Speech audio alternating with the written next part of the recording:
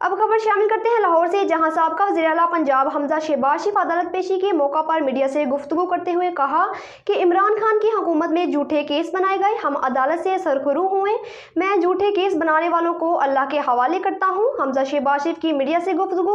अदालतों का हमेशा एहतराम किया है और अल्लाह का शुक्र है कि अदालतों से सुरखरू भी हुए। इमरान नियाजी की जब हुकूमत थी उस वक्त भी FI का झूठा केस था और उनकी हुकूमत के दौरान FI ने कहा कि हमारे पास कोई ठोस सबूत नहीं, उसमें मैं भी और शहबाज शरीफ साहब बाइज्जत बरी हुए। तो झूठे केस बनाकर कौमी खजाने को नुकसान पहुंचाया गया, कौम से झूठ बोला गया। तो मैं तो ये नहीं कहता, जिन लोगों ने झूठे केस बनाए आज अल्लाह का निज़ाम है कि वो भी कटहरे में।